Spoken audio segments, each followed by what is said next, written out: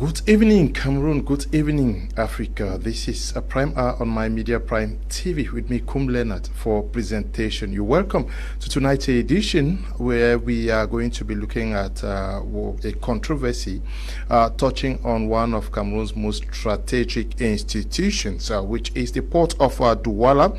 We're going to be looking at what is not working with the port scanning operation, where we find two companies fighting for control to engage in the scanning process of goods coming into Cameroon.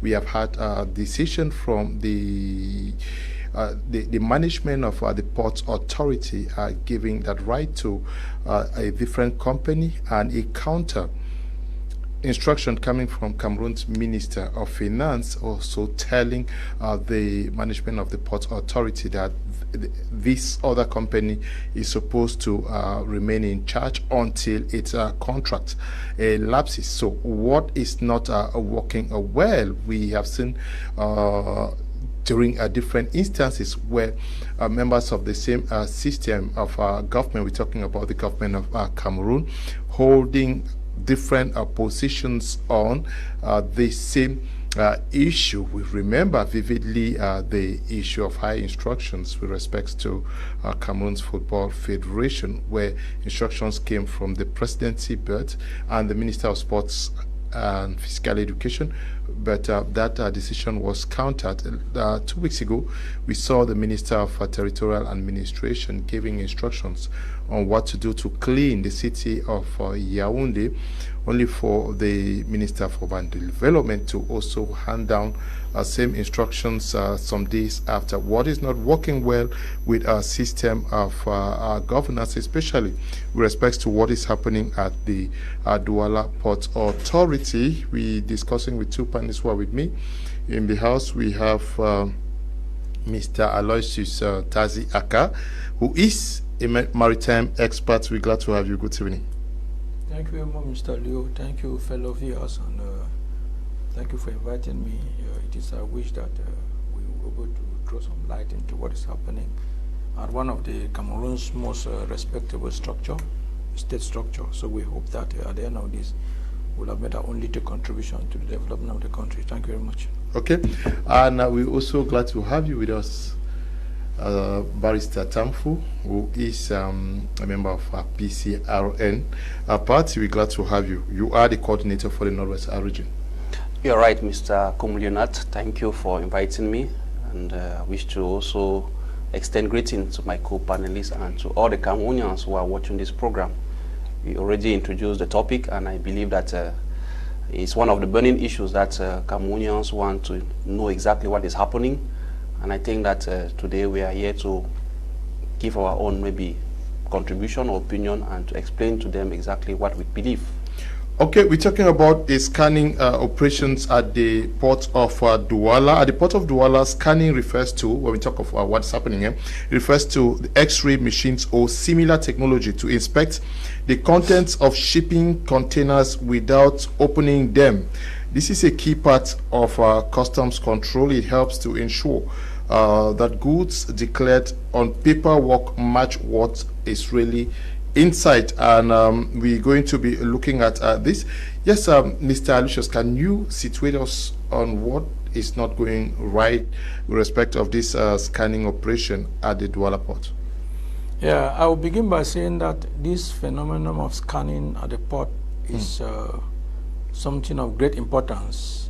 The past 10 years have been there have been a lot of technological advancement in the past 10 years, and it is, I think we are even very, very late to be scrambling to get an effective 100% scanner at our port today.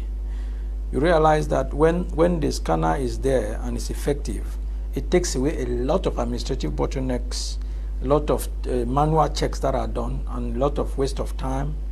So the whole issue of scanning is a very good idea. It's an idea that is very laudable, and everything should be done to put it in place and to make it effective and functional. To come back to the issue at hand. Yep, let me just help read out what I have here for the audience to understand. Many persons are hearing about it. It happens that at the start of January 2026, the Director General of the Port Authority in Douala announced that a company called Transatlantic DSA, a local firm, would take over scanning operations from the long-time contractor Société Générale de Surveillance SGC, a Swiss multinational. Transatlantic said it had exclusive rights to scan containers starting on the 1st of January. It effectively began scanning and collecting fees from the port.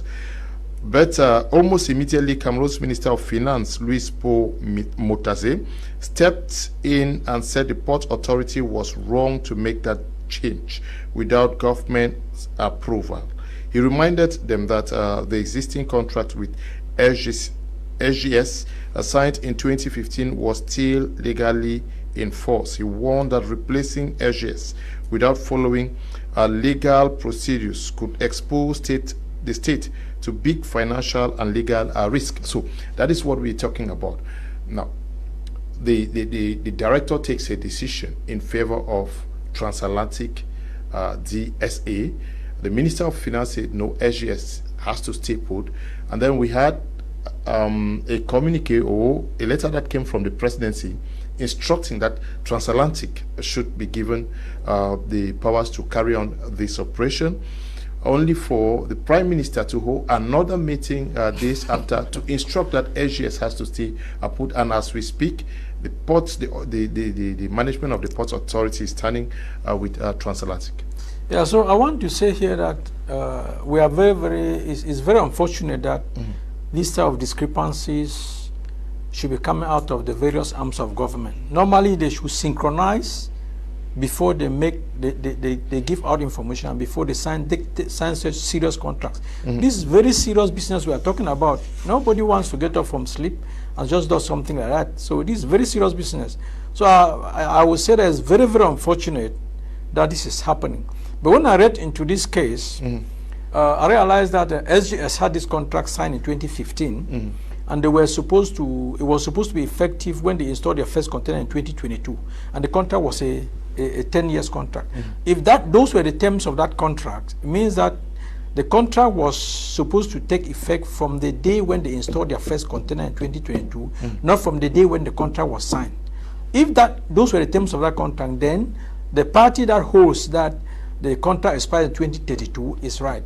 But if the terms of the contract were that, I happen not to have had the privilege to read the contract, that the contract takes effect from the day of signature, then it's supposed to expire in 2025. That would be 10 years period as was in the contract. So I have not had the opportunity to read. I don't exactly know, but I think that the stakeholders should be able to know what exactly was stated in the contract, whether the contract was taken effect from 2015 when it was signed, or was taken effect from 2022 when the first container was installed.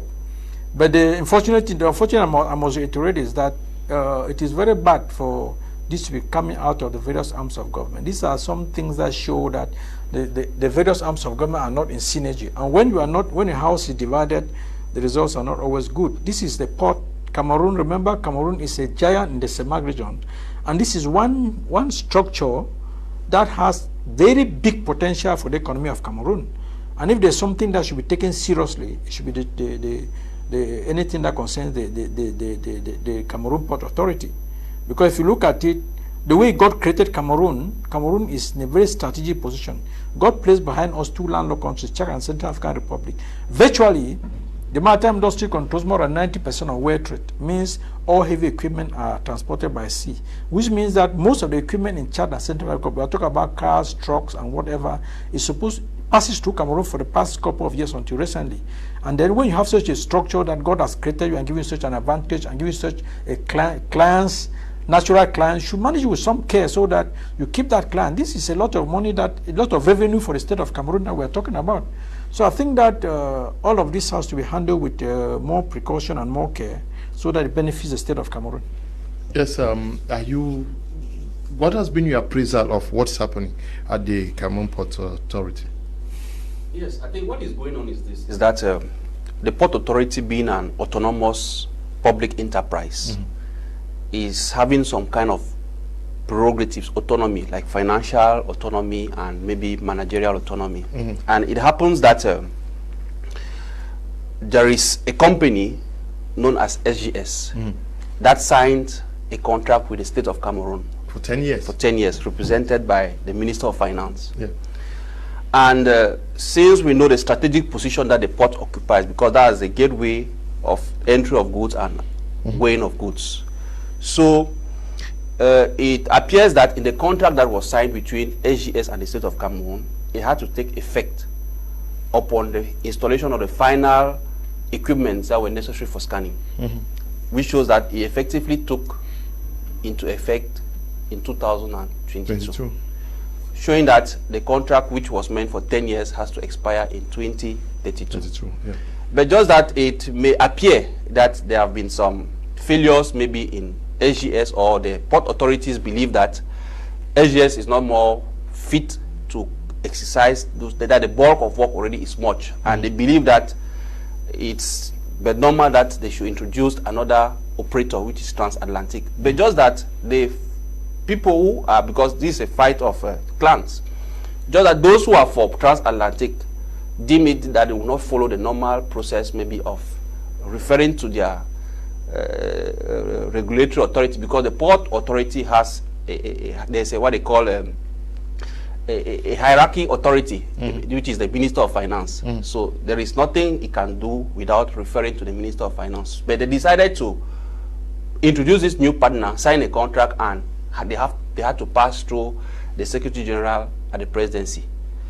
It appears there was a meeting that confirmed that Transatlantic should be at the port.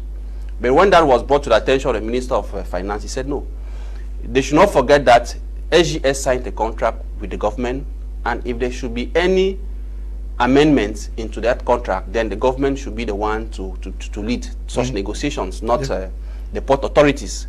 So with that already, with that dispute already at hand, the Prime Minister now had to come in as head of government, because we have state organs who are fighting for powers. And I think that the Prime Minister was in his role, because we know very well that the executive power is being managed by the President of the Republic and the government, which government is headed by the Prime Minister. So he tried to mediate both parties, and from the brilliant explanation that the Minister of Transport gave, it shows that they are still into contract with SGS, and that it was not proper for the director of the port authority to just breach that contract or bring in another party without referring maybe his appraisals to the Minister of Finance. Because, for example, if it is that SGS was not more functioning properly, I think what the director of port had to do maybe was to draw the attention of his superior in hierarchy to say, okay, we believe that we can associate Transatlantic to it rather than just going ahead and breaching the contract as they just did. And that is what raised other correspondences that we saw maybe from the chief of staff of the private security of the president, which in effect he is not in the chain, he's not in the administrative chain of command.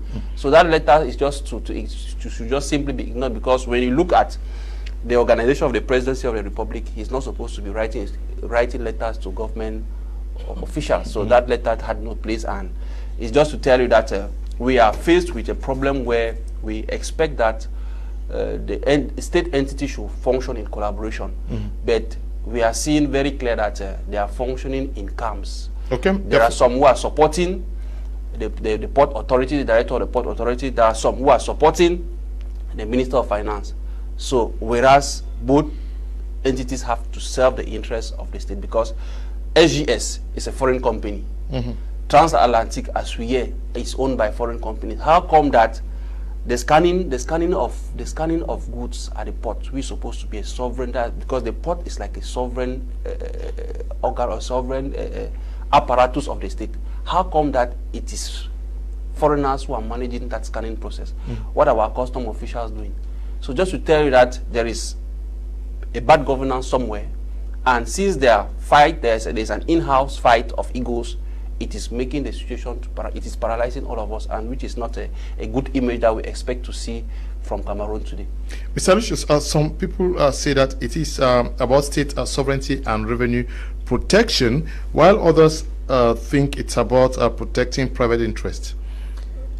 Yeah. What reading do you make of this? Yeah, before I answer your question, Mr. Kum, I want to pick something on what Barrister just said. Barrister mentioned something. He's asking a question why the scanning of these goods has to do with the foreigners? With foreigners, and this is a very sensitive area that has to do with the security of the country, some sort of, because this is an area where you can monitor the entry of arms into Cameroon, all of that. And I think that I pick on that seriously because, you see, the port of Cameroon, the port of Douala has existed for 150 years. I remember recently the Prime Minister celebrated the 150th anniversary of the port of Cameroon. And it's very unfortunate, Mr. Kum, that after 150 years, I really see the concern of Barrister that we will still be outsourcing such a sensitive security thing to in the hands of foreign companies. Mr. Kum, I want to tell you that my personal experience in life is that Cameroon is so blessed, but one of the greatest gifts of Cameroon is the intelligent nature of Cameroonians. Cameroonians are very intelligent people. I'm privileged to be in many parts of the world, and if you see what Cameroonians are doing in other parts of the world, Mr. Kum, you will begin to ask yourself whether these are really people from your country. And this is to say that Cameroon nationals have the potential, after 150 years, to be able to manage some of these very sensitive issues. We have everything it takes, apart from getting the appropriate people to put in place. So that brings me back, Mr. Kum, to your question. You said a lot of people are asking whether it is for the interest of the state or for personal interest. And I want to say here that my personal opinion is that most often when it comes to these issues, personal interests take precedence over state interests. And so at times, and there's a very dangerous thing here because, you see, this is my industry where I work. And I see when you are selling something that you don't know the value of what you are selling, it's very easy to sell it very cheap. So I fear that in this situation, certain stakeholders are just doing what they are doing because of what the competitive companies can offer to them, because of their stakes, their interest in these deals. And at times, when you are selling something without knowing what you are selling, Barrister could pay me 100 million to give him the power to run the studio, when I don't even know that if I got the right person to run the studio, my profit at the end of that year could be even 500 million. Provided I don't know the worth of the studio, it's very easy to be tempted by the money that Barrister will show me.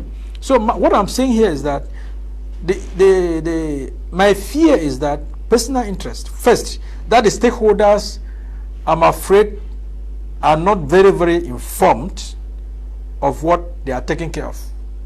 I have this concern, and I mean, because if you really go out to them, you are a journalist, Mr. Kum, and say, okay, what is the statistic backing of why you want to take out SGS now and bring in transatlantic? SGS has been functioning for, if from 2020, from 2015, 10 years, in the opinion of the other camp. If from 2022, around 4 years. Now, what have they done that was wrong? And how do you think that you can correct it by abrogating their contract in the middle? So at times when you look at all of these things, you realize that if you really ask them statistically, because this is a structure that can generate the potential of the port industry in Cameroon is very, very big, and is grossly underexploited. Grossly underexploited. What do you mean by that? What I mean is that what we are making from the port system in Cameroon is almost peanut as compared to the natural potential that we have. It's almost peanuts. And when I see people gambling with it because of what I would say, in the opinion of some of your people, which I bear with that opinion more, because of what may benefit them, I feel terrible, because if we really know what the potential of the port of Cameroon is, what it can bring to the economy of this country, and what it can bring to Cameroon in the international arena, all these parties concerned will really synchronize, talk in the background, agree before they take any decision that will go to public. For all these different factions to put their different opinions in public is really a disgrace that is not very good for the nation of Cameroon and for the prestige of this country. Yes, I'll ask the same question. While others see this as a fight for revenue protection and state sovereignty, some persons think that we are observing this fight because persons want to seek their personal interest. Yes, I have the same feeling. It's not for state interest, because if it was for a state interest, there would have been a coordinated action. People have personal interest because let us just assume that, for example, that SGS was not performing well. I think that the director of the Port Authority should have maybe drawn the attention of his hierarchy and said, okay, we believe that we can associate Transatlantic, or we can call to order SGS, or we can even review or amend the contract that we had with SGS. But to just see the way the brutal eviction of SGS, to say SGS stop and we are bringing in somebody new without giving the reasons why you want SGS to go is problematic. I believe that it's out of personal interest, not not general interest or not state interest. Because we should not forget, the port of Douala today serves or scan containers that go to Central Africa, goes to Chad. So it's not a small business. No, so it's something that really generates a lot of revenues. And I think that in the partitioning, for example, of how they are partitioning, probably there is a camp that believes that they are not eating fat from what is being obtained from SGS. So that is why today they want to introduce Transatlantic. And those who have been holding the hands of SGS believe that no, it's not time for us to allow SGS. We should instead continue to enforce the contract that was already ongoing. And to me, I believe that if they were all patriotic enough, they will have maybe sat down the parties. SGS, we believe that there is dysfunctioning in maybe in this sector or that, or maybe you are not more productive, or maybe what is expected from you as per the contract is not more being executed. What can you do? We can review the contract, but using this kind of ego fighting just tells you that there is something hidden behind, which is not that of state interest, it is that of personal interest. Yes, that of state interest. But how best would the Port Authority have explained this issue of to SGS to understand, so that we don't find ourselves where we are today, where they're supposed to tell them that, okay, maybe we want an augmentation of the revenue sharing aspect? Or Mr. Kum, when you go into a contract with somebody, when you get a contract, I mean, you know, at times I ask myself whether some of us holding posts of responsibility in Cameroon really know what the state has handed in our hands. When you have a contract between a nation and such a big structure, international structure, you don't just get up and this is a lawyer, you don't just get to in the middle of the day, whatever reason you have, and stop. Even if they are not performing well, there's a legal procedure of how what you go through before you can push them. Or you don't just get up, like the Minister of Finance warned. This can lead to very serious legal action that will cost the nation a lot. And then if you read into this thing, I read into and I came out with some rough figures. Now, Transatlantic is providing 8 scanners at the cost of 192.9 billion francs CFA. To Cameroon? Transatlantic. Yes. That is in this their issue, this their contract. They are providing 8 scanners. That is the procurement, acquisition, installation, and the running of 8 scanners at 192.9 billion francs CFA. If you divide that by 8, you are giving about 24.1 billion francs CFA. Now, if you look elsewhere in the world, I was using at one international port where they got those scanners, 4 of them, at $90 million US. If you do 90 million US dollars by 4, you have about 22.5 million US dollars. If you convert that to France, it's about 13 million francs CFA. Now, if you take it that somebody that roughly, this is just a rough estimate, something that can be gotten for less than 15 million francs CFA is being provided by somebody at the cost of 24.1 billion francs CFA.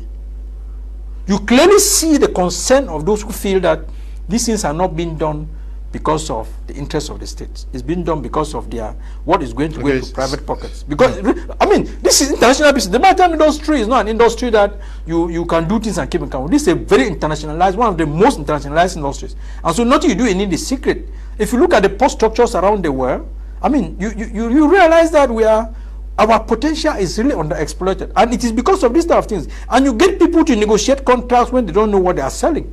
Because it doesn't make sense that for the sake, nobody, even the person sitting on that chair negotiating that contract, is making far less by awarding that contract to the person who is buying something of less than 15 million at 24.1 billion. So, it doesn't make sense. You are saying that what Transatlantic wants to offer is far expensive than what is offered. I don't know what SGS is offering, but I was looking at what Transatlantic in their contract said they were going to spend in acquiring 8 scanners for the port, for the installation, the running and maintenance. They said they were going to do that at about, when I read the report, was about 192.9 billion francs CFA. And my opinion, as somebody who have a good mastery of the entire port industry in the world, in this today where it says that is exorbitantly too much for those scanners. Because if you look around the world, if you look at the world port classification, I mean, it doesn't work. That's too much. And this is why I'm saying that if actually Cameroon were to get the right people who, I mean, you can be there, but get the technocrats who have a mastery of the international port industry to advise you that, okay, we want to go onto this deal. They are telling us that they want to spend 192.9 billion for 8 scanners. Is it internationally competitive? Okay. For them to do this, you get that advice before you go into such deals. Now, so all of this points to the fact that those who say that at times is for the private interest, I think they are beginning to gain grounds for a strong argument. Now, Barrister, let's look at transparency, accountability, and legality, whether procedures were competitive and lawful. If these things were transparent enough, would we be witnessing this level of conflict today? Not at all, because we cannot sign A, and A cannot sign a contract with B, and you instead have C, who is coming to maybe abrogate the contract. Okay. Just to tell you that there's something that's not right. Yes. If they were all transparent, I signed a contract with SGS. The government of Cameroon signs a contract with SGS via the Minister of Finance.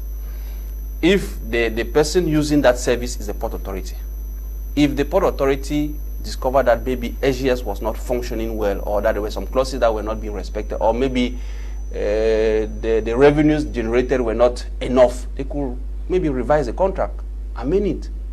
But to see that the director of the port authority comes in to breach to annul or to cancel a contract that he himself never signed it, makes it problematic. So just to tell you that from the way it has been structured, something is not clear somewhere. And if everything was being done in a transparent way, I think the proper thing that ought to have been done would have been that the director of the port should have notified or write to the Minister of Finance, tell him that, okay, this is what is not functioning, or maybe this is what we can do, or maybe this we can, maybe we want to reclaim our sovereignty. We believe that we can write this or inform SGS about this, and if it had followed that administrative channel, I'm not sure that we'll have been witnessing this saga that we have today. Today, what is certain is that there is a conflict of ego. The President of the Republic too is not, the Cameroon is no more governed, because from all what is happening, you have not heard the President of the Republic saying anything. The Prime Minister in his own way is trying to mediate. And from what information we still get is that even the decision that he has taken is not being respected on the field, because it appears the installations of SGS already have been removed and that the port is paralyzed. Just to tell you that one can be saying that no, our decision or the decision we took has to be executed. Another is saying that no, this is the decision that has to be executed, and we are now left in a stagnant position where we don't know how to go. How would you have advised the procedure to have been implemented so that it dispel any speculation of foul play or yes, lack of transparency? If I had to give my advice, first, there is a contract that was signed. We cannot ignore the contract that was signed in 2015. Now, if there were some grievances or maybe some things to have been done by SGS that the Port Authority believes that SGS is not doing, then the Port Authority should have written to its Ministry of Hierarchy, which is a Ministry of Finance, to notify him of all those irregularities that he observed that SGS is not doing. Then it will have been the State of Cameroon through the Minister of Finance now to have maybe notify SGS of some of these irregularities and then try to draw their attention that, okay, maybe this is not working well, or maybe you are failing in this, we can review or revise the contract or add to the contract. And that would have been the proper way of approaching this kind of dispute. And I'm sure that SGS too on its own part will have taken note of all what is being mentioned by the State of Cameroon, because it's a contract. There are obligations which you have to fulfill. If one party is deficient in one of the obligations, it is the right of the other party to draw him to bring to us to its attention. And if he does not respect, then at that time now you have the legal right to maybe terminate the contract. And if there should have been any termination, it should have been the State of Cameroon or SGS, not a third party. Public opinion is divided on this issue. With some persons, I think that Transatlantic was going to help Cameroon government gain more money away from what SGS is providing. Would it not have been better to tell the public that this is a contract we have with SGS and this is what they are giving us, these are the lapses we have found, to present it to the people, and this is what the offer made by Transatlantic, and even if the offer is or they are respecting I want to believe that maybe what Transatlantic is offering is far better. I want to believe it like that. But it is the problem. The only challenge we're having here is the procedure that was followed, the brutality in which the people who are bringing in Transatlantic had to use. You cannot just come and enter into a relationship between two persons when you were not part of that relationship. If Transatlantic was proposing a more better offer, okay, fine. The port authorities maybe notify their hierarchy that, okay, we have a partner or a company, because we should not forget that these companies are private companies. They are not government, they are private companies, and even private foreign companies that are making gains out of all what is happening. They will have notified the State of Cameroon that, okay, we have a better partner who is ready to give us maybe more efficient machines, for example, that will be able to add the amount of scanning or control the goods, that the efficiency of the goods that are being scanned and all of that. And then from there now, the State of Cameroon too will have seen that, okay, we cannot be dealing with a partner or being in a contract with a partner who is not productive. And from there now, they will have seen a way of a better way of terminating the contract of SGS, or notifying SGS that, no, we have somebody who is offering better. Know that if your contract has to end or expire on this day, know that as the time reaches, we stop. Not just coming in, terminating a contract which you were not party and putting Cameroonians to this kind of situation, because we see that two people are opposing themselves, which is not good in a state that's supposed to be governed. Okay, it is not good. I mean, at times I ask myself whether these people really have legal advisors, because you don't get up. I don't know whether people get up from sleep and just do things. You are supposed to consult your legal team. I mean, the people who are cancelling a contract. You consult your legal team, you put that contract for them, you review it, you know the consequences of cancelling such a contract. At least they would have asked them, don't know. Let's get back to the Minister of Finance and get back to, I mean, Mr. Kum, you know, it's very disappointing. I will bring your attention to something small. I'm sorry for taking a bit long. The mooring in Sonara is done by Fako Ship, and Chipa Mignoli, I heard him for, he's a maritime guru in Cameroon. He invested in that business. What I'm saying is, this whole thing, whether Transatlantic or SGS, as of today, the Cameroon Port Authority should be working on running this thing themselves. And we're a giant in Sema. If we run it ourselves, smaller ports like Gabon, like Equatorial Guinea, they will solicit for that service from us. We have everything that it takes, apart from goodwill, to render these services to this sub-region. Everything that it takes. But we only had the mooring service for Sonara. The last competition that went on, we had American companies competing. We have French companies competing. We have Dutch companies competing. But you know what happened? Pamignoli won that contract for the next 10 years. What happened? I'm talking about Fakushi. What happened? He invested in that business. When these international multinationals come, we're talking about companies running ports in America, in Amsterdam, and in Europe. They came into a bid with him and they could not stand him. He defeated them. He was the best company because he invested in that. He studied the business. Fakushi studied the business and invested in it. What I'm saying is that Cameroonians can do this thing. If you give them the way to study, we can do it. 150 years of a port, a giant nation like Cameroon, we're here scrambling on how to handle it. So when are we going to ever be able to do our own things? Okay, Tamai Jarvis, what does it tell of our government that we have the director of reports saying one thing, having a backing through a letter from the presidency and the minister of finance, outrightly saying that no, this is not right, and then the prime minister saying this is not right, but till date there still is confusion. Like Barrister said, there is a nuance here which comes to make us to understand that there is a problem with the leadership and the governance of the nation. And if you look at this very well, it is coming to further clarify those who have been saying that the government is divided on several issues, because a state is run following what we call policies and procedures, P&Ps. And when you have Ps and P&Ps, you have also what is called standard operating procedure. And all those things are taken into consideration. When issues like that come up, the first thing is, have they been a ministerial cabinet meeting? What have they been discussing about?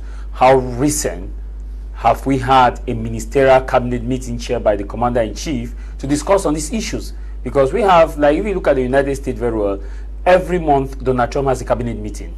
They discuss on salient issues. Every month Ibrahim Traore has a cabinet meeting. They discuss so that everybody should be on the same table, on the same, because maybe the prime minister may be acting based on maybe an instruction from the head of state, and this other person too, the head of state may have received a different information and is also acting on the different information. But if there is a cabinet meeting that we always, let's say monthly cabinet meeting, where ministers come and explain issues, then we can see that this issue will not have come up to the public. For these issues to come up to the public, you don't need a soothsayer to tell you that there is a big divide within the system and people are fighting to protect their respective interests. Remember, this is happening at the time when we were told that in the couple of days or so, there will be a new government. And that new government hasn't come.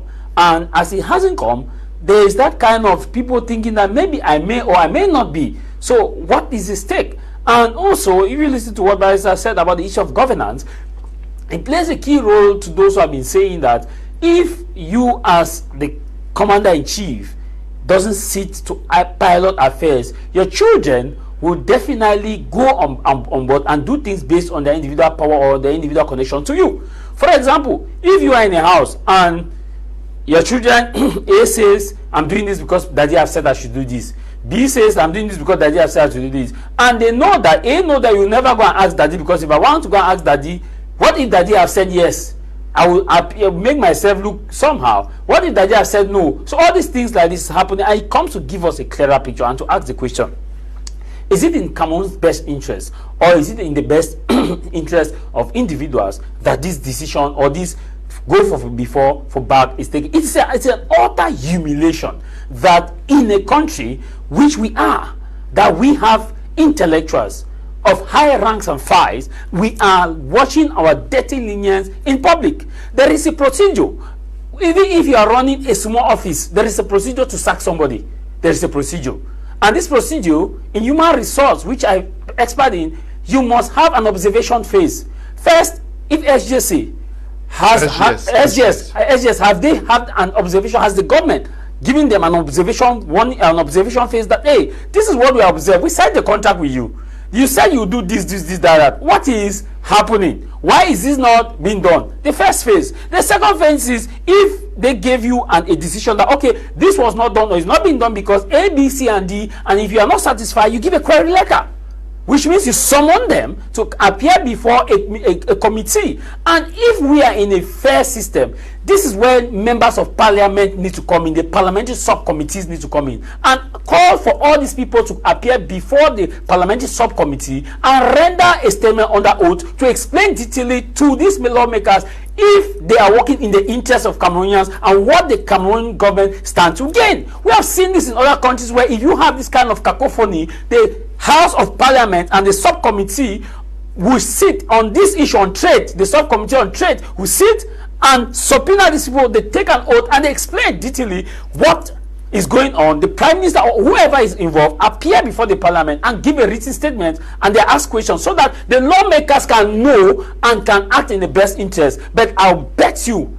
it will not be done, because we're in that kind of a system where you cannot explain it. In fact, the system is in the way that if you explain it wrongly, and if you don't explain it, you will still not explain it wrongly. So to the best interest of Cameroonians, it is a moment where our ministers need to come together and look at this and ask themselves, I want to ask a silly question, but don't they have a WhatsApp group where these issues can be discussed before decisions are taken? You take a decision today, and the next day we are seeing gendarmeries or the law enforcement officers moving into the system. And if that can be done in that kind of structured company, what more of a common man who is on the streets, who is trying to look at this issue, land issue, and fighting the land issue without I have a document, I don't have a document? If that kind of company can be kicked out in that kind of mannerism, we are in a state where we are being reminded by the Minister of Territorial Administration that we are in a state of law. Nobody is supposed to be above the law. Nobody is supposed to be below the law. The law is the law. And was the policy and procedures followed before this instant decision? If yes, then it is a good thing for a state to take ownership and control its resources. It is a good thing. But like he said, Mr. Alusha said, the statistics he gave from the financing, it tells you that there is something shady, which is plain. Because in all fairness, the state has a right to take ownership. But there is also a procedure that must be followed, such that the state does not indemnify itself for damages and also for the image of the republic. If you can kick out that company, what guarantees other companies who have signed other memorandum on other sectors that you cannot get up tomorrow and kick them out? And it's scare away foreign investors. You may be looking at it from the maritime sector, but look at the economic sector. Look at those other people who want to come and invest in mining. Look at those who want to come and invest in energy. Look at those who want to come and get investment in tourism. It is a multifaceted factor that it cut across, and that is why order must be brought, and that is why the Cameroonian people deserve the right through the elected officials. The elected officials, if they are still acting in the interest of the Cameroonian people, they have the right to subpoena these people to appear before the Parliament and render a statement such that we should know. And this kind of the decision before the Parliament is supposed to be done on camera for the public to know that, hey, this is what is done. We see that in the US every day. We see it in Nigeria every day. We see it in other countries every day. Above all, when was the last time we had a ministerial cabinet meeting chaired by the commander-in-chief? Because these issues would have long been resolved. Other nations are having it monthly. What is our own case? Like they said, we're in an advanced democracy. Probably it's the advancedness of the democracy that is making the advancedness of this issue that we are seeing, which is fast advancing, that we cannot explain. Come on, now, can we clearly say that there is a divide within government ranks? And if there is divide in this in government ranks, some persons think that these camps are battling not actually in the interest of the government, but since we are also in the era of suspicion, say people are looking at after Biya, they are struggling to position themselves in strategic areas, even so that they have more leverage on the management of state resources. And also, one do not know, they may take over tomorrow. If not, why should government officials be fighting one another so publicly? For heaven's sake, Mr. Kum, I cannot answer that question, because I only think that I can only guess that the only reason they are doing this is because of their own personal interests. Because anybody who had the interests of this nation at heart, these people are not stupid. They know what to do. They know the right thing to do. I strongly have the conviction that they know the right thing to do. Everybody knows that if you sign a contract with somebody and you want to abrogate that contract, there's a legal procedure that you are supposed to take. So I don't want to believe that they don't know what they are doing. I just believe that some people feel that they have become so strong in Cameroon that they can do anything and nothing will happen to them. And this is pushing them to to go into areas where they should not normally go. When you do that a lot around you, you tend to get used to doing things and thinking that nothing can happen to you. Then suddenly, unknowingly, you get into. We are talking about this SGS is an international company. This is a company that is rendering this service not only to the ports in Cameroon, but to the ports in many other countries. And they are internationally known. It takes SGS a minute to sabotage the industry, to sabotage the Cameroon government in the international arena. 1 minute. And we seem to think that it is a national thing, that we can use our power, our connection, our tribal lineage, and our relationship, personal relations, to just do things and get things done around. No, it doesn't work like that in every situation. In other situations, it may have worked, but in every situation, it does not work like that. So my fear is that we tend to, those that the government has given them responsibility to do things, they have had those powers for long, and they tend to do things and forget that there are certain things, that this thing that you call influence or connection, there are certain areas where those things do not work. Because at the end of the day, you have to be careful the consequences. You have to be careful whom you are hitting and how the person is going to fight back. Because I want to tell you, as a Minister of Finance, warn, if this thing is not resolved amicably, and the SGS takes this case to the International Court of what? Commerce, it's going to mess up the Cameroon government. Going to mess up the Cameroon government. You cannot sign a contract with somebody, get to 1 month, you come and just stop it. It doesn't work like that. So we have to sit down. Well, it's not. It is late. The damage has been done. But when you are in such a mess, the best thing to do is to look for the way forward. What is the way forward? All the stakeholders, my advice is that stop sending out all these circulars. Get a commission from the Port Authority, from the Prime Ministry, from the Presidency. Sit down and take stock of the damage that most of us have caused, and what is the way forward. If we are ushering out SGS, what is the legal procedure to usher out SGS? Is it the end of their contract in 2025 or is 2032? What is the legal way to do it? What is the best way to do it? After you have had that within you as a government, now you then call in SGS and talk to them. You call in Transatlantic and talk to them. Then you bring Transatlantic and SGS in a meeting, you talk to both of them. You draw the lines as a state and you say, okay, this is where you start, this is where you end. Because at the end of it, it looks like, as we speak, Transatlantic is already running operations in the port. It looks like they have installed the equipment. So, I mean, in this type of confusion, you get into that deep mess. I'm afraid it's getting very messy, and the government has to put a stop to this as quickly as possible by sitting down all the organs and discussing and charting the way forward, getting some legal experts to advise them, read those things within the line, read all the footnotes of all the contracts they signed, and get everything out, then give them the best way, the way that we can walk out of this mess, because we may think that's going to end here. When SGS finally realize that they have been thrown out, they will contact their legal team. Yes, and the nation of Cameroon may not like what's going to come after that. We don't want to get into that mess. We already have a lot of problems that we don't think that I think we need to use our resources for better things for the benefit of Cameroonians than to go and use it in paying damages or after lawsuits, international lawsuits. Okay. Yes. Do you also understand that there is a build-up in camps because when we see people coming from the same government and talking different languages, are they strategically positioning themselves or wanting to take over specific areas in our institutions? Mr. Leo, it's not a secret. We know very well that we are the end roots of a regime that is supposed to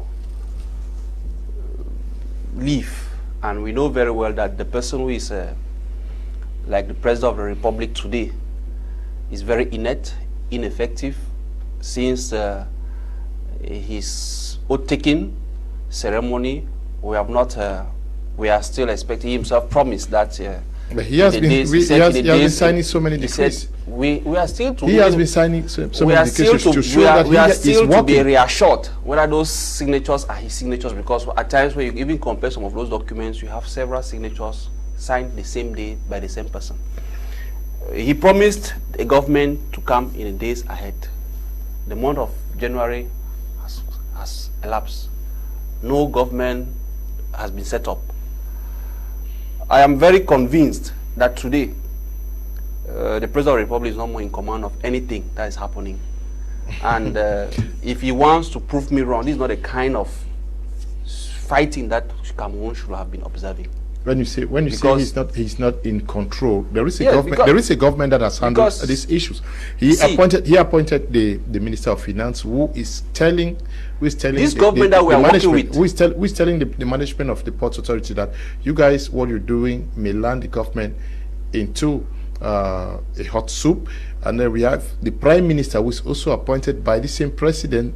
And these days we have seen so many decrees signed by the President of the Republic. Yeah, this government that we are talking about is the government that was put in place in 2018, after the 2018 presidential election. So under normal circumstances, with the election of a new president, this government had to have resigned, and we have a new government.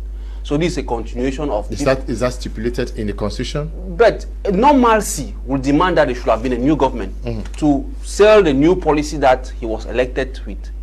But we are still running with the old policies. And today we are confronted with a very crucial situation where we expect he, as the President of the Republic, to be the one implementing the policy of the nation, to have not allowed his government agent, because these are his people that he appointed. He's the one who appointed the Port Authority. He's the one who appointed the Minister of Finance. He's the one who appointed the Prime Ministry. So if you allow them to be fighting today, then you are sitting behind. Then there is a problem. They mean that the mandate for which we are giving to you, you are not using it. Under normal circumstances, as the head of state, head of the armed forces, he should have been the one to be seen. Maybe holding regular ministerial meetings, so that instruction that is being given to the Prime Minister, for example, does not contradict instruction that he has given, for example, to the Port Authority or given to any other person. But today we have people who are hiding at the presidency, saying that they're acting in his name. It has even already gone even right up to military people also saying that no, the president is talking to us and this is what he's instructing, when they know very well that the instruction that they are given to a minister or to a government official is not within their authority. It just leaves us in a kind of situation where tomorrow we'll get up one day and this person will say, maybe we are blocking the road we are blocking the port, or we are blocking the airport. We will not know whether it is coming from the President of the Republic or it is coming from who. Even the chain of the chain of command, when we know very well that after the President of the Republic, the person who is to act or talk about government policies is the Prime Minister. We are seeing the Prime Minister also in difficulties. We have seen the Prime Minister in difficulties in several occasions where he gives instruction, another minister contradicts him, and that is what we are witnessing today. In all what is happening today, is it not normal that the President of the Republic, who is the guarantor, because he's the guarantor of our security, he's the guarantor of everything, should have been seen or been heard? What is his position with respect to what is going on? Should we continue to believe that it is what he has said? I think he himself is not conscious. He's not conscious about the consequences that may befall on us. You cannot just paralyze the port of Douala today because people are fighting. At times I have the impression that some people have a hidden intention to crumble Cameroon, or they are doing it with other hidden agendas. Because how do you explain that two government officials, who are even of the same party, that are fighting each other? They have clearly shown us that there are two opposing camps, and this is as a result of bad governance. Because if there was proper governance, the President of the Republic should not have allowed this to happen. Now, what do we make also, or what does it tell of this government, that the Director of Ports Authority takes a decision? He's called to order by the Minister of his boss, the Minister of Finance, tells him that what you're doing is wrong, and then a letter comes from the presidency. After the letter from the presidency, we have the Prime Minister hold a meeting and hands down directives on what to do. Until date, we are not sure the Prime Ministerial orders are being respected. What does it really tell? It tells the fact that there is no the commander-in-chief. We have many kings. Yes, there are so many kings, and when you have so many kings, it's simply because the father of the house is not there. You leave your house and you travel, and you don't give direct instructions who does what. Everybody does everything, like you explained. It is a total cacophony, unacceptable. And it goes to tell Cameroonians that as it stands right now, things cannot go effectively because people cannot agree. Pastor made a very important point. All of these persons are members of the same parties, serving one government, appointed by one commander-in-chief, President Paul Biya, with a vision. They have a vision. Every ministry cut across, when it cut across, there is the ministry that takes full charge, lay down the policy, the framework. The Minister of Finance tells the immediate subordinate that this is what you're supposed to do. There is a letter from the presidency, and we know, we all read some time ago that signatures have been delegated to a particular person who can officially sign the signature. We also know that at one point in time, if you look at some documents that have been signed, sometimes you correlate the signatures. You may if you have to do a forensic, that's a story for another day. And you see the Prime Minister, who is the head of government, who manages the government, who know the vision the government is supposed to run on based on his position, is taking that firm decision that we need to go on this day. And he did not just took the decision alone. He had a consultation with the ministers, which is something that it should be done. That I applaud him for that, because you cannot just take a decision. You must sit the ministers together. And they had a meeting. And we listened to the Minister of Transport, Jean-Ernest Bibengale, after the meeting, explaining the decision of the resolutions that were reached at. And the next day, it was a contrast of what had come in. Do we need a soothsayer to tell us that the center can no longer hold, and that everybody think, like somebody said, of the opinion that people are trying to position themselves, there is maybe a post-succession era, that maybe there is a post-succession era, and some people have become so powerful and they believe that to hell with the law and let's do things the way it's supposed to be done. Let me remind us that, you see, Venezuela had the same situation when Nicolas Maduro came in, when Hugo Chavez came in. The U.S. was, there are U.S. firms in Venezuela that were having licenses to drill. At one point in time, Venezuela's president Maduro, Hugo Chavez, nationalized everything and chased away those U.S. companies after they had spent over $5 billion. They took the matter to court, to international court, as cited. The international court ruled in their favor, that the state of Venezuela had no right to just quickly abrogate their contract without following due process, because they have invested $5 billion, and a massive lawsuit was imposed on Venezuela, and that crumbles Venezuela economy. Venezuela started paying the debt. At one point in time, they wrote that we can no longer pay this debt because we are facing financial challenges, and that was how you saw Venezuela economy started crumbling. And when you see what is happening geopolitically, it's something like you owe us and we have to come and take the money back. It's the same thing which will happen. It's just a matter of when, because after this company SGS will now take to the international court, and they have the right to take to the international court, explaining that the contract was signed because they too had invested. You did not give them prior notice. In any decision, you must give prior notice that, okay, this is a prior notice, this is what we have taken. And I want to ask a rhetorical question. What do they really discuss in the cabinet meeting, if at all they hold a cabinet meeting, as far as this issue is concerned? Because the port is a very sensitive area that brings in money. But it's the director of port who took the decision. He does not attend a cabinet meeting, because if at the level of the cabinet meeting you have the Minister of Finance who calls him to order, and then now we have the Minister of Transport who takes the same position, and the Prime Minister. But how do we understand that the Director of Sports would not respect the Minister of Finance, respect the Minister of Transport? And the issue is, it comes back with what we have been crying about, old institution and the appointment system. Mr. Let me just go briefly on this issue of who appoints the DO, the Presidency of the Republic. Who appoints the Minister of Territorial Administration, the President of the Republic. One signature, one person appoints both. And chain of command runs to the DO, to the SDO, and the Minister. And sometimes chain of command from the DO to the Presidency. Because who appoints the boss sometimes asks for you direct information. This system, which has been made in the Port Authority, who appointed the Director of the Port Authority, he is within his right also to explain, because who appointed him? The head of state, the President of the Republic. And if the President of the Republic, and he's under who? He's under the Minister of Finance.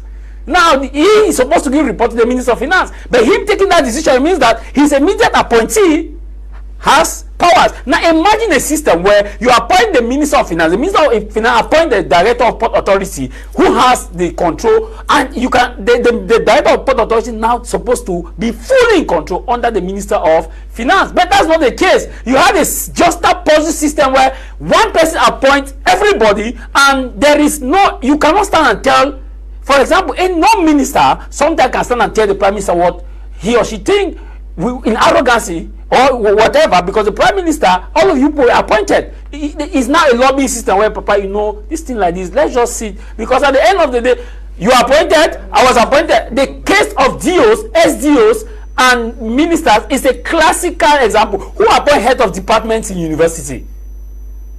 Head of state. Who appoint deans? Who appoint rector? It is the same cacophony we face on a regular basis, because at one point in time, the dean of a school, the VC cannot tell him what to do. We are not appointed. If the head of state is not satisfied with what I'm doing, he should sack me. So, but you are the boss. Who gives orders? So this, the answer to your question, it is the appointment system, because he is normally under the minister, granted, the who appointed him. It is the signature of the commander-in-chief. So he's telling you that I am simply acting in, sorry, my body, I'm acting in all institution as quelqu'un qui m'avait nommé, and he's within his right. So at the end of the day, we come back to the same system that we're explaining about appointment, where people are supposed to be appointed. Subsequently, you appoint this person appoints, so you have full control, and you can now tell the person what to do, what not to do. But when everybody's appointed by the head of state, then there's a problem. And this is where we have found ourselves. And the same thing we see in other sectors. It is not that isolated. This is coming because it is a very important firebrand structure of Cameroon's economy. But look at other structures. It's happening on a regular basis, where high instructions is given, counter instruction is given. Nobody can penalize whoever, because at the end of the day, like look at what we have. We had a similar example occurred in the Ministry of Sport and Fecafoot debacle. We saw it live. High instructions from high instructions. It is all played. After Fecafoot debacle died, we have still seen it's the same thing having played at the level of the Port Autonome. For us to have a better system, Barrister Tamfo has made it clear, governance must be clear. It is not clear, it's a governance issue. And there is also a post-Bia era that people are looking at this, and also the appointment that is pending. If this appointment had come and gone, we would not have had this thing. But people are afraid, and that's why that in a couple of days has turned to a couple of weeks, and now a couple of months, and probably maybe a couple of years. But can we also see this, the demystification of or putting to doubt of high instructions from the presidency? We saw this first with the high instructions that came for the Fecafoot, the recruitment of a new coach, where high instructions came. Fecafoot say we do not recognize the high instructions. We saw another high instructions that came in the situation of the sports authority, and the Prime Minister says no, this contract stands, which means that the high instructions from the presidency becomes very doubtful. Mr. Kum, I think the presidency is supposed to be where the final command comes out of from. So when these things, when order comes from there and they start being contradicted, it brings a lot of questions. I think that we need to readjust everything. As Jarvis just said, people should know who they are under. And I've said it before, that all of these things are happening because people who have been delegated to serve the nation of Cameroon have had something planted deep in them, that they can do anything and nobody will touch them. They are above the law. They can do anything they want.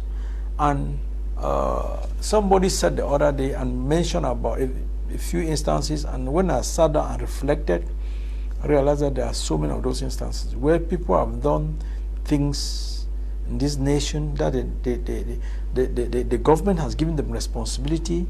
They have misused those opportunities and nothing happens to them. If you want to make that list, the list is long. And so people now know, and I think this is the greatest mistake that this government ever made, to plant in the mind of Cameroonian leaders with responsibility that you can do anything and nothing will happen to you. I think it's the greatest mistake of this government. Because when you sit down and you go and then you sit down and you contradict instructions from your boss, normally he knows where he's standing. He believes that where he's standing makes him comfortable to contradict instructions from his boss. Because in all this fight, when the Prime Minister spoke, order was supposed to fall in the House. Because that is the head of government. When the Prime Minister spoke, after his consultation, order was supposed to fall in the House. But after the Prime Minister, we will still get other contrary opinions or instructions coming from somewhere. It is a very serious matter. It's a very serious matter that even if with the cry of the Director General of GCAM about the future government and how the Cameroon economy is in crisis, and that he was calling on the president to be careful, such that in the formation of the new government, he should be able to choose the appropriate people who will be able to revamp the economy. I say such a team, we need for us to delete this thing that you can be put into post of responsibility and do something and go scot-free. Needs a very heavy hand. And until that heavy hand is used, so that Barrister Tamfu knows that if he's made the Minister of Public Works, the roads in Cameroon have to be pliable. And if he fails to make the roads pliable, he will be held accountable. I'm afraid we are heading for a very terrible situation, because when people come into office knowing that they are not accountable for the responsibility that are given to them, and that when they blunder, nothing will happen to them, it is a very bad sign. It's a very bad sign. And so with this, I feel that we have a lot to address. Like Javi said, if you look at this, is because it is from the Port Authority that is very conspicuous. Other small structures are suffering and people are suffocating in it. Exactly. And it is the very chain of it is the very thing. If the Minister of Finance actually says that contract has to stay, Minister of Transport, who is the direct boss of the Ports Authority, says this has to stay, and the Prime Minister, who is head of government. Yet we had a document claiming that high instruction says the contrary, and we have seen severally. Can we now conclude that there are so many things which have been implemented in Cameroon under the guise of high instructions which were false? It just tells you that the head is rotten and that the head is not functioning. Because if the head, when I say the head, I mean the head of state. It means people are not respecting his orders. People are abusing the powers. Yes. So, and who is there to sanction? He is the one who was supposed to come and restore order. But he's inert. He's not saying anything. People are now free to do as they want, believe that they are untouchable, believe that they are the one who are more closer or who have authority. That is what we are living today. And to remain in this kind of situation is just to call chaos. We are in a state where anything can happen. Because tomorrow, like I said, you will get up one day and I will tell you that today the head of state or the high instruction is saying that we are blocking this, we are taking power, or we are doing this. And it is coming. Because today, you see that despite the mediation meeting that was held by the Prime Minister, on the field, nothing is moving. The economy is paralyzed. How do you think that we can function? Not only we are paralyzing ourselves, we are paralyzing other friendly countries like Chad, who relent on us, or Central African Republic. And imagine that this situation has to stay like that, for example, because there are some informations that are being detained by SGS, which Transatlantic cannot function without having those information. And for SGS to release those information, they are waiting for instructions from the Minister of Finance. The Minister of Finance is in a position of not giving the information or releasing those information. So everybody now is stagnant. On this side, we have Minister of Transport, Minister of Finance, and Prime Minister who say, no, our instructions, or as head of government, my instruction has to be respected. On the other side, you have hot instructions that are coming. And then we stay like that. When we stay like that for the next maybe 1 month, 2 months, is that not, the poor will not be paralyzed. Within this period of time, maybe other things might have come in the country that we cannot master, and tomorrow all of us will wake up and we see that the state has crumbled because the head of state is no more working, and we should not be lying ourselves. That is the truth, because if he was working, this situation could not have happened. Where is he to mediate? Where is he to give directives? Where is he to give the direction of his policies? Okay. We are not more governed. Yes. What is the public interest in all of this termite, Jarvis? What is the Cameroonian people? Because the ports actually belongs to the Cameroonian people. Like I said, that is where we need to see members of parliament come in, because in any functional society, this is where our elected officials, because we cannot actually take action.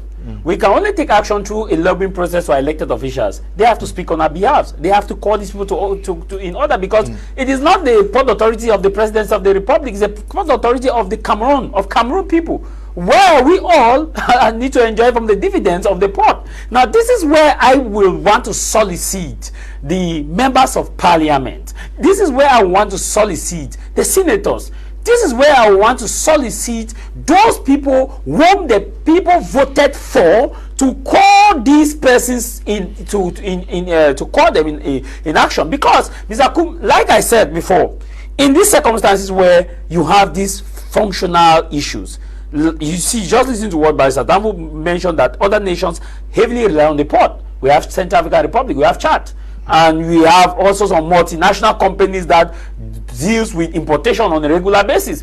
The pharmaceutical industry, let not downplay the pharmaceutical industry, import regular medications, and at the end of the day, we may run out of medication supply because clearance are not being done, and critical machines that are needed for the medical sector is also not done. Look at also the mining sector, the agricultural sector. It applies everywhere. And your question is, what should be the way forward? That is why we need the members of parliament, and the speaker needs to come, and the speaker of the House of Assembly needs to call for a hearing before the Cameroonian people. We have never seen a hearing on live hearing on TV. This is what gives transparency that people were talking about earlier. This is what gives accountability, that a minister is called, all of them are called. Okay, this is what we saw. Can you please explain to us what is happening on the oath? You said this instruction came from the head of state. Are you sure? What guarantee do we have to indicate that it came from the head of state? Who did you speak to that told you it came from the head of state? Who gave you the last command?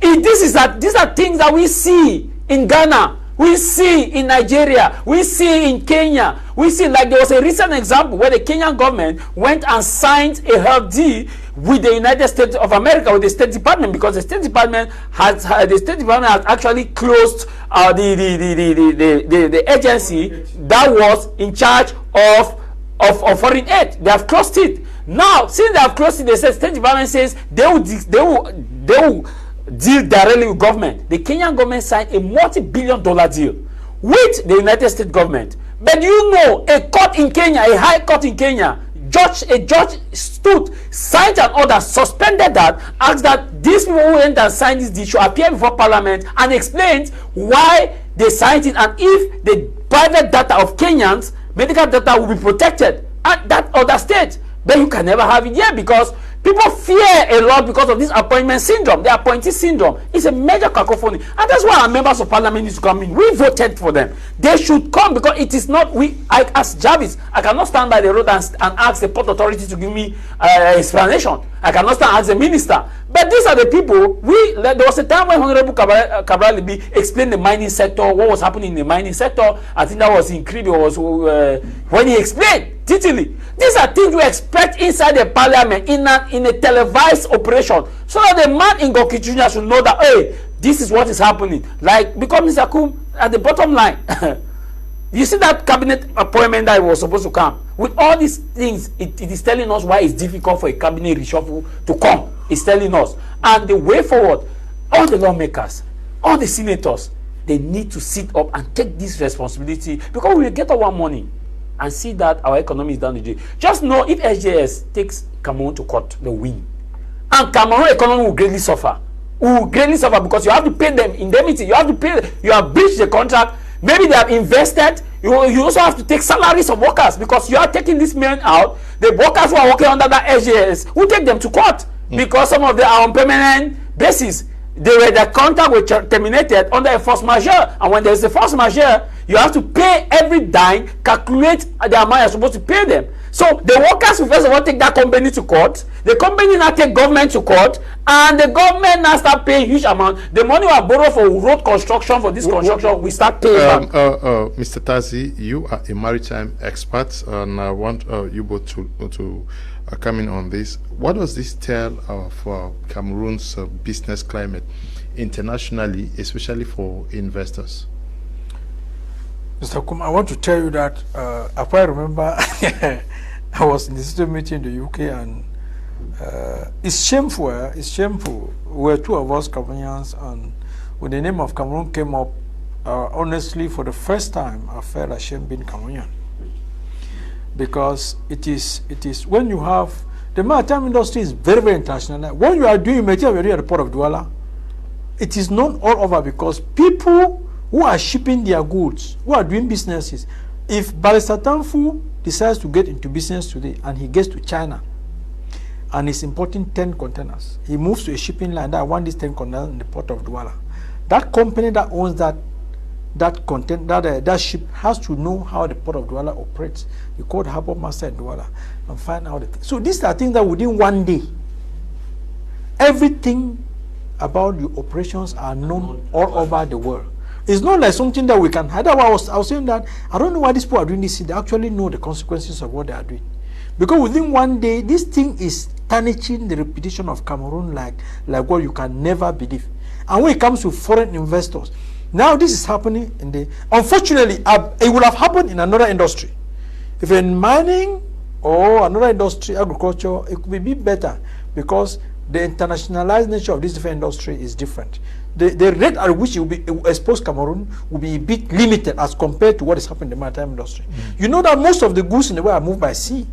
And so when all these shipping lines, they are closely monitored. All shipping lines all over the world that come to Douala Port are closely monitoring the situation, because it's going to affect them directly. When a ship gets into a port, we are talking about port handling services. If it gets into a port and these goods are not offloaded from that ship and scanned out, that ship has to delay. That ship has an agenda that it has to cover. It has a route to cover in a particular number of days, and it has time in the port, which is a crucial factor in international transport. It's a crucial. So if it gets to port of Douala, that was supposed to spend 24 hours, and it spends 1 week. I mean, this is something that the effects, the multiplicative effects are very serious, that if you sit down and look at it, you will begin to. I mean, I'm sorry, but my assumption is that most of us doing these things, and that what I will ask ourselves those questions, because yes, because it is very, very bad, and that would scare away investors to hell, because anybody investing in Cameroon knows that at any time anybody can get up and breach that contract, because these are international contracts. These are international contracts. Will get up any time and breach that contract, and so the risks of investment. I remember when the United States military took off the recent Venezuelan president. The United States president called for oil companies in America, and when they came, one CEO of one of the biggest companies, ExxonMobil, told him that they cannot invest in Venezuela. Yes. And when he said why, he said because if we invest in Venezuela, we are not sure what the next Venezuelan government will protect us, and we are not ready to take that out of risk, because what you have taken him out. The next president comes, we don't know what he will do. If he comes and nationalizes our investment, we are going to that will not. And then President Trump was very mad at him. Yes. But this is a businessman who is a master of what he's doing. He knows what he's doing. You've taken out one man. You don't know what the rest of Venezuelans are thinking. You go and pump billions there. He comes and nationalizes it. What do you do? So this is what happens. Investors are not stupid. They are looking at the market. They are reading into the market. They are picking the details. So what we are doing, we think now it's a fight between one people from one clan or one tribe or one group in government to another. It doesn't end there. In fact, what they think is a fight between them there's a bigger fight that we are not seeing, which is affecting Cameroon at the international arena. Okay, good evening, my able journalists and your panelists. A very important topic for stock taking and information to the people of Cameroon. This is really a shame to some leaders of this nation. The container you see below arrived Kribi Seaport before the 23rd of November and down to Douala after a week and blocked until yesterday, Friday, 30th of January 2026, that finally came out. Honestly, I can't see which of the scanning companies is in action. This affects the common man and investors. From all indication and discussions with some middlemen in charge of clearing goods shows that the directors' hands are tied from a particular direction.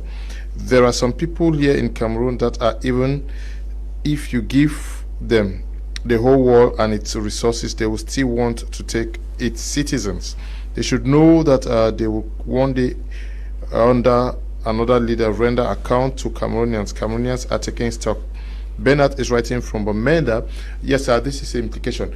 This came since, but it is the container is coming out today because of these squabbles.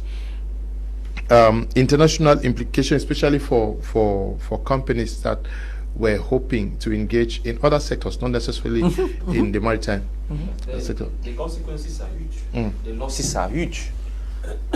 Imagine that you have, for example, let me take funny company, pharmaceutical company, as Jarvis just said, who was supposed to, or who imported medications from the outside world. They and order specific conditions. And they handle specific containers. Good. And they had to reach the port and they are unable to cross because they cannot just cross without being scanned. From November to January, if they had to use those medications to maybe heal somebody, then that person should be dead by now. Just to tell you that the consequences are grievous and it's not even something to think about. The kind of behavior that is being observed today is going to deter investors. No investor will see us to be a serious country because he cannot come and do business in a country where, for example, there is no access of his goods. His goods cannot access the country. Just to tell you that the way it is going to paralyze so many people. It's going to make people incur a lot of costs and people will lose a lot of money. Somebody, for example, who had made his budget that, okay, I'll clear my container, for example, for 10 million. And because of all these delays, is seen to spend again, for example, another 5 million. That's 50 million. Going like that. And he's not able to, maybe what will come out from the container, he will sell it and he's not able to make out the gain out of it or even recover his principal amount of money. Just to tell you that all of us were navigating in a kind of loose business simply because there is no leadership at the head. People are fighting. And to me, it's not, we should not behave as if it is falling on us today. Cameroonians should have thought it wise to see it coming. When you expect Cameroonians at this younger generation still thinking, or people who think that no, they love Cameroon more than themselves, continue to hang on power when it's time for him maybe to go on retirement. Had it been there was a young person there at the head of the state, as the head of state, all these things would not have been happening. You decide to stay in power. Okay, govern, you have taken power. We expect you to deliver. Govern. You are not there to govern. I think this is where we even expect the National Assembly or the senators to even impeach the president. It's possible to impeach him. The National Assembly can write and say, no, we have observed that the president is inactive. Why? Because of one instance? Of course. Because of what is happening at the port authority? This is very serious. Yeah, but talking about the port authority is not small business that we should be playing with it. It's not a fight with fake food. This one is more serious because it is touching at a sector where it can paralyze the country. Just like if you go and you seize the airport, no plane is entering. That is what is happening at the port. So this is a situation where we ought to have been seeing our elected officials who are in parliament. Yeah, but Mr. Take action. How much are we losing with this ongoing situation? Yeah, because the economic situation of Cameroon is... We are paralyzed. Yeah. And there is no money in circulation and we find persons joking and playing over... one core source of income for revenue. Yeah. Mr. Kum, what is how much are we losing? I really laugh because I'm not sure that those in this issue actually know how much we are losing. They know. I don't think so. No. I don't think they so. know. They know. They know. They are creating chaos. I want chaos. At least they know how much comes in every No. Yeah, they don't know. Barrister, I want to say something here. I used to say this. If you are managing the studio Mr. Kum, and your annual revenue is 100 million. Your annual profit is 100 million. You are producing 100 million as profit for managing the stadium. And you have the potential to produce 500 million. There are only two things. Either you don't know you have that potential, or you know but you don't have the competence to produce 500 million. Because when you, as the director general of this television, when you produce 500 million, even if it means stealing, you have more to steal than when you produce 100 million. This is why I say I believe they don't know. Because if they know the potential of the port industry in Cameroon, they would never have allowed this type of fight to erupt in the first place. Because with this fight, the damage that it has caused has taken out money even out of their own pockets as the managers of these ports. A lot of money. Because if with this, when people stop importing, when people stop investing, even the money that they would have had to take home as their kickbacks will be reduced. So if they knew the consequences of what they are doing, even to their own interests, they would not, because the chicken change that they are getting by maybe from these companies who are vying to come in, because they come and say, but it's a time for I want to come, but it's a time for your envelope is 100 million. Let me make sure I get into this contract. Maybe a new company, let me take a hypothetical situation of transatlantic. Say, okay, your envelope 100 million. Make sure I get in. You look at the 100 million, you think it's money. You forget that you, as the manager of that port, if you do the right thing and you get the right investors and the right business people invest in that port, you may go in 500 million. So that small 100 million that I put in front of you, it deceives you to take a wrong decision that will ruin the future income that will have come to you. So if you are talking about, and you know, Mr. Kum, unfortunately, it's very unfortunate, the port industry in Cameroon I've been studying the port industry in Cameroon with my expertise from the international arena for a long time. And our port industry is really losing a lot of money vis-a-vis the potential that we have. And I beg a minute to get into this. If you imagine that we are sitting next to Nigeria, I want to talk about Chad and Central Africa because those are natural customers that God gave to us. But if you imagine that we're sitting next to Nigeria, a country of more than 200 million people, and this is not just a large country, this is a country that they are really into business, into real business. Nigerians import a lot. And we are sitting just next to them. The distance from Douala to a Cock is no distance. That's 1 day drive. If you go to South African country, the distances they drive are about 10 times that.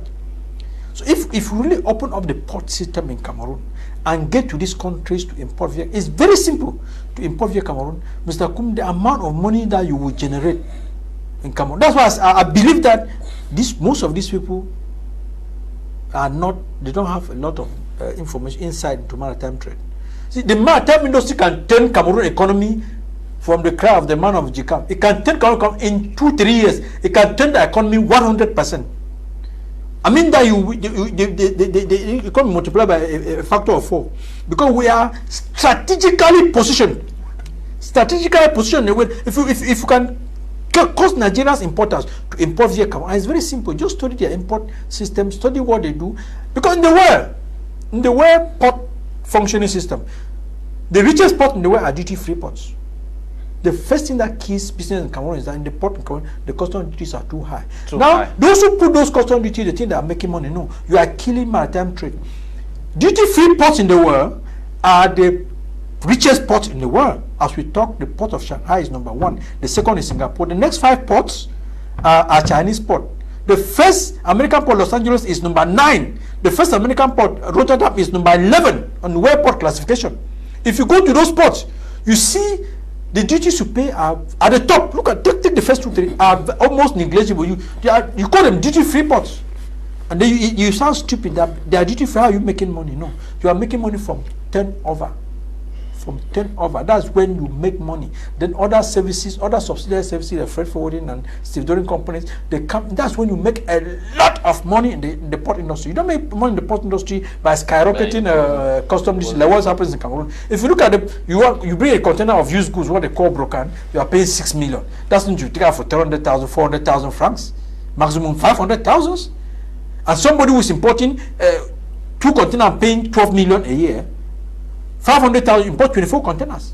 And what is going to happen is that it gets to China. That shipping line that brings that container to Cameroon, he used to bring in two. He's bringing in now how many? 24. And then the shipping companies start booking for big ships to come to Cameroon.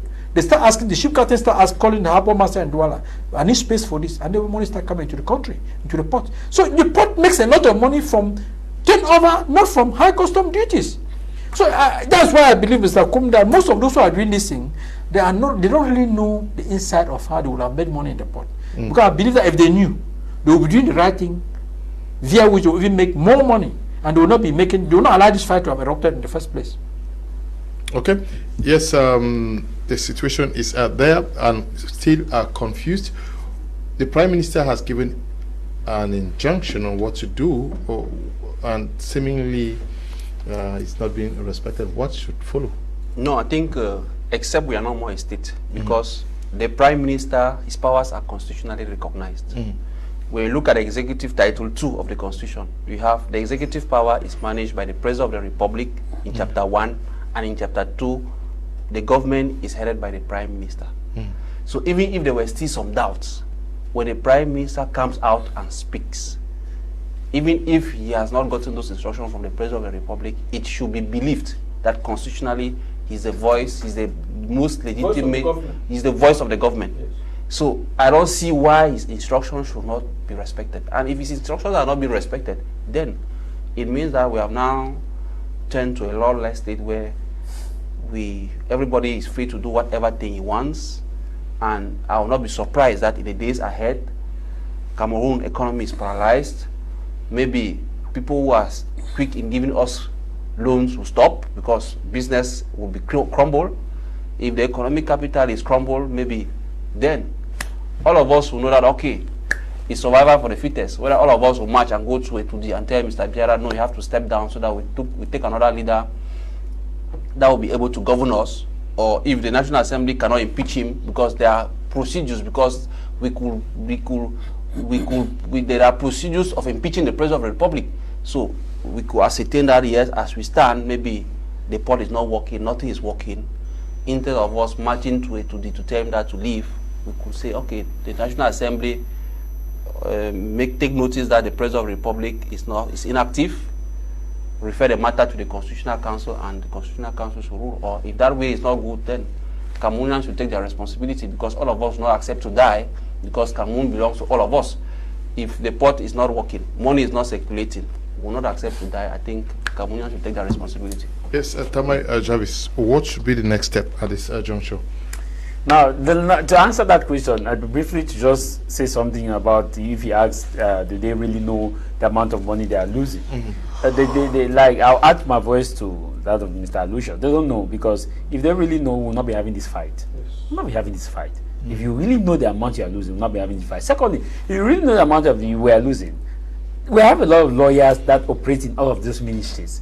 Even a lawyer who just called to bar will tell you that terminating that contract will handicap Cameroon economically, because that matter will be taken to court, and in court they will win you. So if you really know how much you are losing, secondly, the amount you'll be burning to go from one court to another, like you see, there's an issue that will be resolved with Fecafood. Technically, when Mark Bristi ends his salary, pending his contract comes to an end. Now, imagine that contract is terminated instantly because he receives his money, as we are being told. Now, if this issue is the way forward, the way forward is what Barrister Tamfo has articulated is clear. We have two options. Option one, lawmakers. The lawmakers need to take their responsibility. This is where they need to come in. This is where I am a senator. Senate now. I am a member of parliament. Parliament now. This is where we expect the member of parliament to come in. Because, in fact, I expect the constituents to start writing their members of parliament, to start asking their members of parliament what is happening. We should start jamming our members of parliament with messages and writing, explaining, please, what is happening? We need answers. Now they should go to the parliament and call an emergency session. Give an invitation of all those people involved in this saga. They should come and testify and take an oath.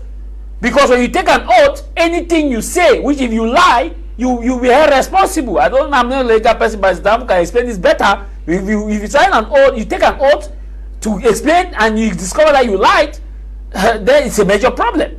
Now, in this issue, what should we do?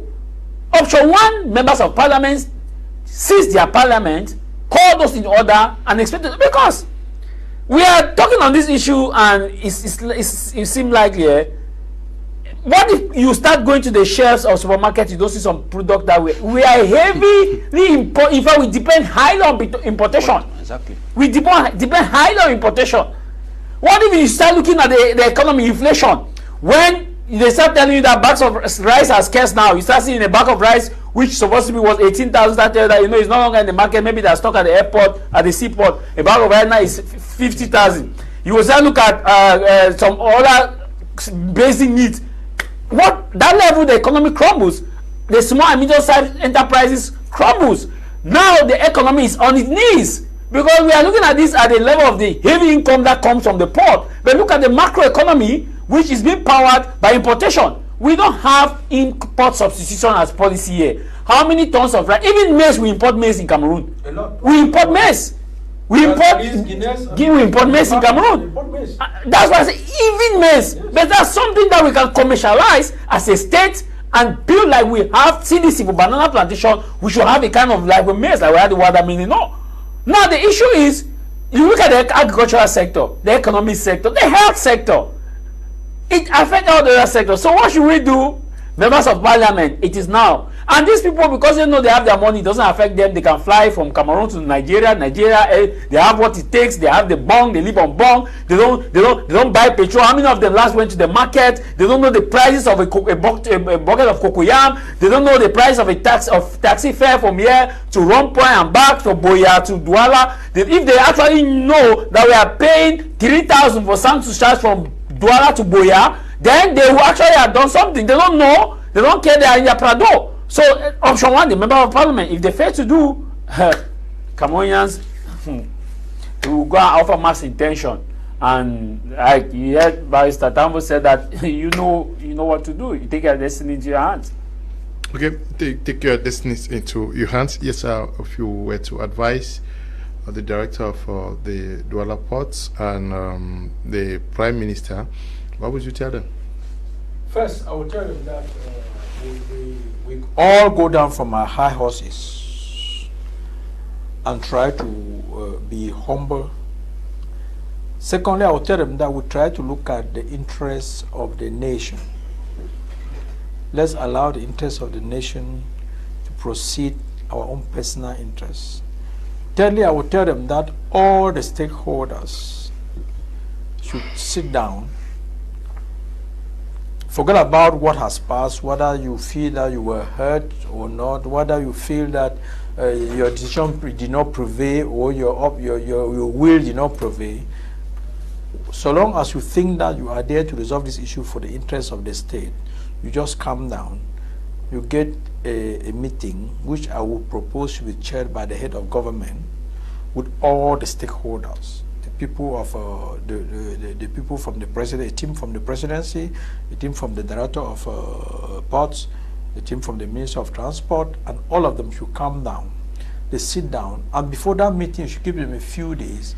Each of these teams should get their legal experts to study the contract that we had with SGS. Before they come there, they should have details. They should understand everything, including the footnotes of those contracts that we had with SGS. Before any party steps into that meeting at the Prime Ministry, they should know it, because the consequences are very grievous. When you get into that meeting, you've come to build Cameroon. You must keep your personal interests at bay. You've come to build Cameroon. You get into that meeting, you look at the situation. You chart the way forward. The way forward is one. What are we all going to do in this meeting such that SGS cannot take Cameroon to court, or the Port Authority to court, or the Cameroon government to court? What are we going to do? That should be the leading point. When you get that out, you get this first, that will lead you to the answer to the second question. When do we think, if we want to usher in transatlantic, how and when, what is the right procedure to usher in transatlantic to take over from SGS? You map that out. Once you get that mapped out conveniently, then you create a committee that will talk to the management of SGS and let them know your position. If you had grievances with them, if you are giving them warning letters, tell them that they were not delivering enough, all of those things will be in your package. Okay, on this day we know they were not delivering. On the second day, on the third day, it is on this ground that we did this. You sit down in an amicable settlement with SGS. It is said that Barrister Tanfu is a lawyer. The worst amicable settlement is better than the best court judgment. This is what I believe in. The worst amicable settlement is better than the best court judgment, because what you go through in the court before you even get a judgment, it's something that if you can avoid it, please avoid it. So that committee now should sit down, talk with SGS, then talk with because I'm sure that as of now, we've raised the desire of Transatlantic, and they have invested too to buy the equipment and all of this. So we talk to both of them. We figure out an amicable way of that transition, if the transition must take place. And if the transition cannot take place, if it has to wait until 2032, what do we do to compensate Transatlantic for what they have done? If in 2032, they will be the ones who come in, can they wait? If they can wait, how do we compensate them for what they have done? All of these things can be done amicably. Once you come out with this roadmap, you talk to the stakeholders, you get those who need compensation, you compensate them. Those who need to wait, you do it diplomatically, and you usher out who is going on. Then you usher in the other person coming in. And then once we start doing this and pitch is raining, the port is running. Because this is the sticking part of it. Like somebody who brought his container in November is taking out in January.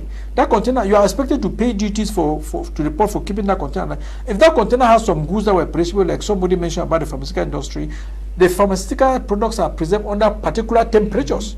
You don't just leave them under the sun or anywhere, and then the temperatures of the containers were meant to be for a particular time of time. Was this system function in the port of Douala for this long time? We don't know. So that the consequences of what we are doing are very grievous. So it is time that all the authorities should go down from the high horses and sit down and try to chart a way out.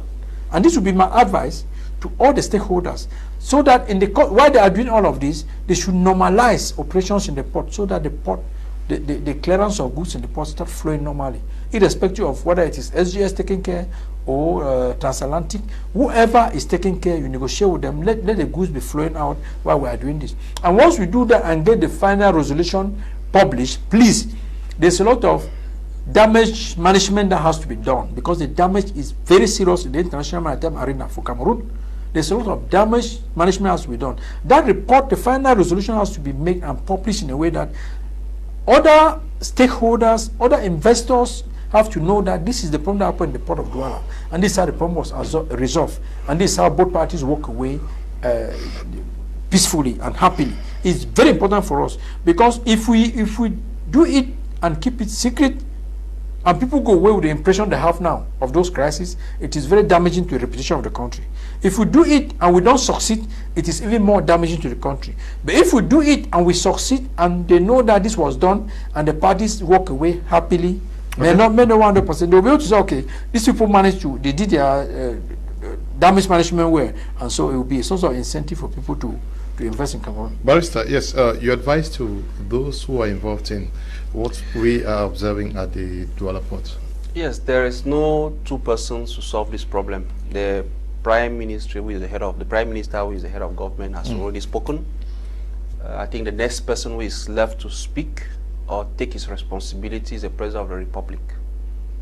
The President of the Republic should be seen and heard, because I don't know when last he held a ministerial meeting. We need to see the President address this particular problem, because it's very, very grievous.